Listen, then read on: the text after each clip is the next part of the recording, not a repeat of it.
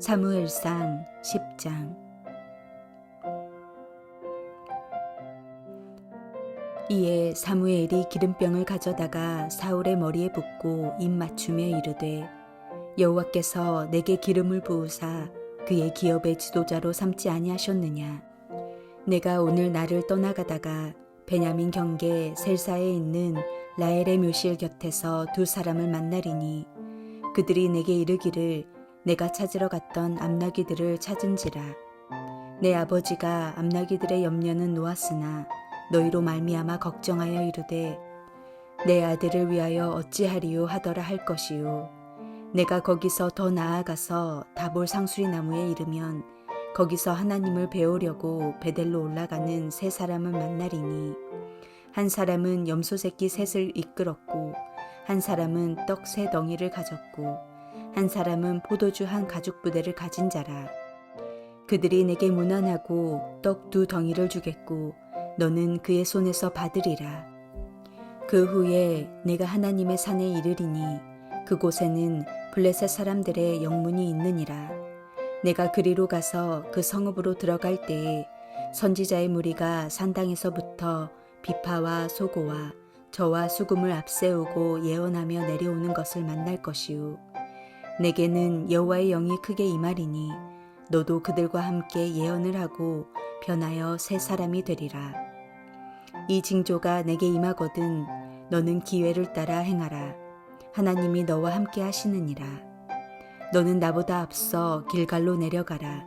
내가 내게로 내려가서 번제와 화목제를 드리리니 내가 내게 가서 내게 행할 것을 가르칠 때까지 7일 동안 기다리라. 그가 사무엘에게서 떠나려고 몸을 돌이킬 때에 하나님이 새 마음을 주셨고 그날 그 징조도 다 응하니라. 그들이 산에 이를 때에 선지자의 무리가 그를 영접하고 하나님의 영이 사울에게 크게 임함으로 그가 그들 중에서 예언을 하니, 전에 사울을 알던 모든 사람들이 사울이 선지자들과 함께 예언함을 보고 서로 이르되, 기스의 아들에게 무슨 일이 일어났느냐. 사울도 선지자들 중에 있느냐 하고, 그곳에 어떤 사람은 말하여 이르되 그들의 아버지가 누구냐 한지라. 그러므로 속담이 되어 이르되 사울도 선지자들 중에 있느냐 하더라. 사울이 예언하기를 마치고 산당으로 가니라. 사울의 숙부가 사울과 그의 사환에게 이르되, 너희가 어디로 갔더냐. 사울이 이르되, 암나귀들을 찾다가 찾지 못함으로 사무엘에게 갔었나이다 하니, 사울의 숙부가 이르되, 청하노니 사무엘이 너희에게 이른 말을 내게 말하라 하니라. 사울이 그의 숙부에게 말하되, 그가 암나귀들을 찾았다고 우리에게 분명히 말하더이다 하고, 사무엘이 말하던 나라의 일은 말하지 아니하니라. 사무엘이 백성을 미스바로 불러 여호와 앞에 모으고 이스라엘 자손에게 이르되, 이스라엘 하나님 여호와께서 이같이 말씀하시기를, 내가 이스라엘을 애굽에서 인도하여 내고 너희를 애굽인의 손과 너희를 압제하는 모든 나라의 손에서 건져내었느니라 하셨거늘, 너희는 너희를 모든 재난과 고통 중에서 친히 구원하여 내신 너희의 하나님을 오늘 버리고 이르기를, 우리 위에 왕을 세우라 하는도다. 그런즉 이제 너희의 지파대로 1000명씩 여호와 앞에 나아오라 하고, 사무엘이 이에 이스라엘 모든 지파를 가까이 오게 하였더니 베냐민 지파가 뽑혔고, 베냐민 지파를 그들의 가족별로 가까이 오게 하였더니 마드리의 가족이 뽑혔고, 그 중에서 기스의 아들 사울이 뽑혔으나 그를 찾아도 찾지 못한지라. 그러므로 그들이 또 여호와께 묻되, 그 사람이 여기 왔나이까. 여호와께서 대답하시되, 그가 진보다리들 사이에 숨었느니라 하셨더라. 그들이 달려가서 거기서 그를 데려오매 그가 백성 중에 서니 다른 사람보다 어깨 위만큼 컸더라. 사무엘이 모든 백성에게 이르되, 너희는 여호와께서 택하신 자를 보느냐. 모든 백성 중에 짝할 리가 없느니라 하니, 모든 백성이 왕의 만세를 외쳐 부르니라. 사무엘이 나라의 제도를 백성에게 말하고 책에 기록하여 여호와 앞에 두고 모든 백성을 각기 집으로 보내매, 사울도 기브와 자기 집으로 갈 때에 마음이 하나님께 감동된 유력한 자들과 함께 갔느니라. 어떤 불량배는 이르되 이 사람이 어떻게 우리를 구원하겠느냐 하고 멸시하며 예물을 바치지 아니하였으나 그는 잠잠하였더라. 사무엘상 8장에서 왕을 요구한 이스라엘에게 왕을 허락하신 하나님께서는 사무엘상 9장에서 사무엘과 사울의 만남을 허락하십니다. 이 만남을 통해 이제 왕으로 출사표가 기록된 성경이 바로 오늘 본문인 사무엘상 10장의 말씀입니다. 사울의 왕으로서의 사명이 시작되는 순간입니다. 이때 필요한 것이 하나님의 기름 부으심입니다. 사무엘상 9장 16절에서 하나님께서는 사무엘에게 내가 택한 사람을 보낼 테니 너는 그에게 기름을 부어 이스라엘의 왕으로 삼으라고 하시면서 그가 내 백성을 블레셋 사람의 손에서 구원하리라고 말씀하십니다. 오늘 사무엘상 10장 1절에서 사무엘은 사울에게 기름을 붓고 하나님께서 너를 이스라엘의 왕으로 삼으셨다라고 말합니다. 기름 부음을 붓다라는 말은 히브리어로 메시아, 헬라어로는 그리스도라고 하는데 둘 다 같은 표현입니다. 그런데 당시 문화권에서 기름을 붓는 행위가 사람들의 보편적인 인식 속에 어떤 의미를 갖는지를 우리는 기억해 봐야 합니다. 기름을 붓는 행위에는 두 가지 의미가 있습니다. 먼저는 가르치는 자가 기름을 붓고 가르침을 받는 자가 기름 부음을 받습니다. 스승과 제자의 관계 또는 주종의 관계를 설명할 때 기름을 붓다라는 표현을 쓰는 것입니다. 그래서 구약 성경에도 장차 오실 메시아이신 예수 그리스도를 나의 기름 부음 받은 종이라고 표현하는 것입니다. 그리고 기름 부음 받은 자는 기름을 붓는 자에게 가르침을 받아야 된다. 그의 종으로 살아야 한다는 복합적인 개념이 들어 있습니다. 사무엘이 사울에게 기름을 붓는 것은 적어도 그런 요구와 명령이 그 행위 속에 내포되어 있음을 우리는 알 수 있습니다. 내가 비록 백성들의 요구에 의해서 이스라엘의 왕이 되겠지만 이 나라는 네 마음과 네 욕심대로 통치하는 나라가 아니라 반드시 기름 부음의 주체이신 하나님의 가르침을 따라 이 나라를 통치하고 백성들을 다스려야 한다는 차원에서 기름 부음을 허락하고 있으신 것입니다. 사울은 아직 그 의미에 대해서 구체적으로 모르는 상태입니다. 사무엘이 하나하나 그 모든 것들을 가르칠 것입니다. 두 번째로 기름 부음 받음의 의미는 과거의 삶으로부터의 단절을 의미합니다. 과거의 삶에 대하여 끊어지고 새로운 위치로 진입했다는 메시지가 그 안에 내포되어 있는 것입니다. 사울은 본인이 원했든 원하지 않았든 분명히 새로운 길로 접어들게 된 것입니다. 처음 암나기를 찾으러 심부름을 떠났다가 사무엘을 만나면서 졸지에 시대적인 큰 직무인 왕으로 세워지지 않았습니까? 그는 기름 부음을 받음으로써 이제 이 나라 백성들을 지도하고 섬기는 자리에 세워지게 된 것입니다. 기름 부음 받은 자는 이제까지의 모든 삶의 원리를 끊고 새로운 삶으로 진입한다는 마음의 결단이 있어야 한다는 것입니다. 기름 부음은 이렇듯 새로운 삶의 위치로 진입하는 중요한 분기점이 됩니다. 그래서 이 기름 붓는다는 말에는 굉장히 무섭고 두려운 떨림이 있습니다. 이어서 사무엘은 사울에게 일어날 세 가지 징조에 대해 말씀합니다. 첫 번째 징조는 사울이 돌아갈 때 라헬의 묘실에서 두 사람을 만나는 것입니다. 라헬은 4명의 아내 중 야곱이 가장 사랑했던 여인입니다. 그래서 이 라헬을 마음에 품고 아내로 맞아들이기 위해 7년이라는 세월을 하루처럼 여기며 외삼촌 라반의 집에서 봉사했습니다. 하지만 그가 얻은 여인은 라헬이 아니라 그의 언니인 레아였습니다.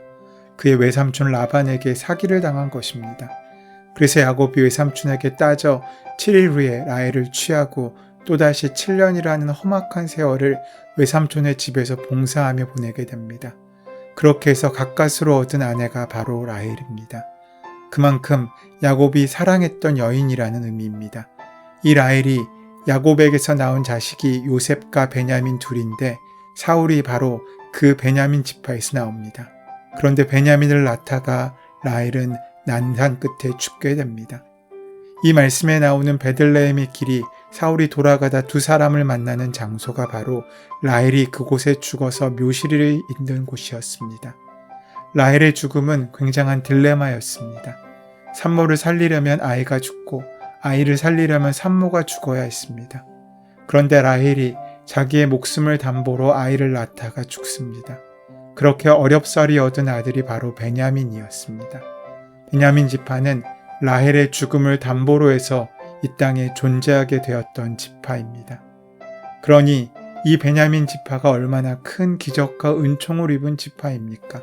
이 은혜를 기억하고 두고두고 갚으며 살아도 시원치 않을 것입니다. 그런데 베냐민은 사사기의 말미에 나온 것처럼 12지파 중 가장 악한 짓을 했습니다. 베냐민 지파의 족적과 역사 속에서 우리는 추악한 인간의 본연의 얼굴을 마주 볼 수 있습니다.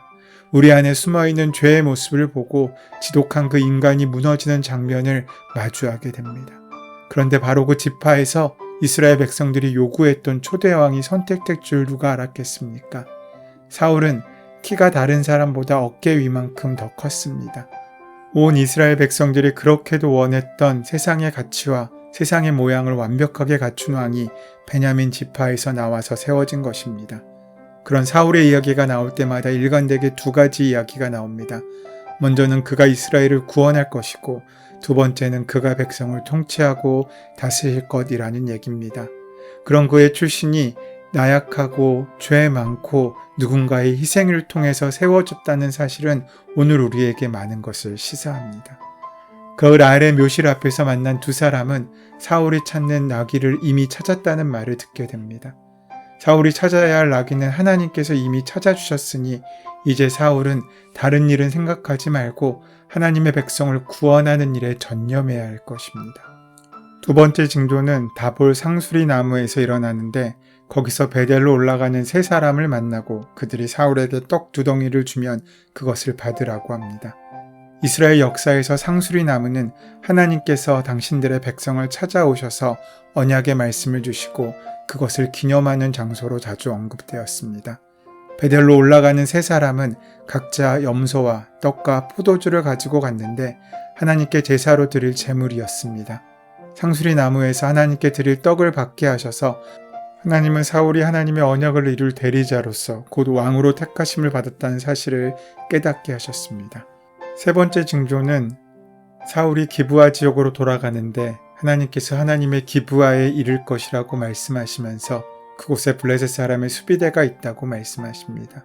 그리고 거기서 사울은 선지자의 무리가 예언을 하고 내려오는 것을 만날 것이고 사울에게도 여호와의 신이 임해 예언을 하고 변하여 새 사람이 될 것임을 말씀해 주십니다.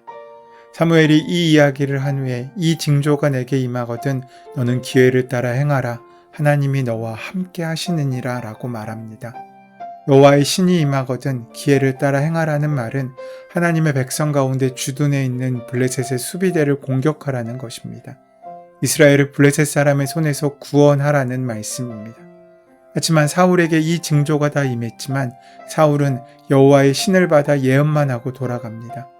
돌아가는 길에 숙부를 만나고 숙부가 사무엘이 말한 것을 고하라 할 때에도 사울은 암나귀에 관한 이야기만 말하고 사무엘이 말한 하나님 나라의 일은 고하지 않았습니다. 사무엘로부터 기름 부음을 받은 사울은 온 백성들 앞에서도 공개적으로 인정받을 기회를 얻게 됩니다. 하지만 그때 왕으로 공식적인 무대에 등장해야 할 시간에 사울은 진 보따리들 속에 숨어 있습니다. 하나님께서 사무엘을 통하여 3가지나 되는 징조를 주심으로써 그에게 확신을 심어주고자 하셨지만 그에게는 하나님께서 하시는 일에 대한 확신이 없었다는 것입니다. 하나님께서는 우리를 구원하시고 하나님의 백성으로 삼아주신 목적이 있습니다. 그 목적을 피해 도망치고 있습니까? 아니면 그 목적을 임하여 나아가고 있습니까? 사울과 같이 우리도 우리를 부르시고 구원하신 목적을 잊고 살지 않습니까? 그 은혜를 향하여 하나님의 은혜를 기억하고 나아가는 저와 여러분 되시기를 소원하고 축원합니다. 은혜의 주님, 주님께서 은혜를 주셔서 우리에게 감당할 만한 힘과 지혜를 허락하셨으니 이제 그 능력을 의지하여 맡기신 사역과 일을 감당할 수 있도록 역사하시고 함께하여 주시옵소서. 우리 주 예수 그리스도의 이름으로 기도드립니다. 아멘. 이제 오늘 허락하신 말씀이 나에게 주시는 말씀으로 만나지기 위하여 함께 말씀을 깊이 묵상하시고 기도하시는 시간 가지도록 하겠습니다. 함께 기도합니다.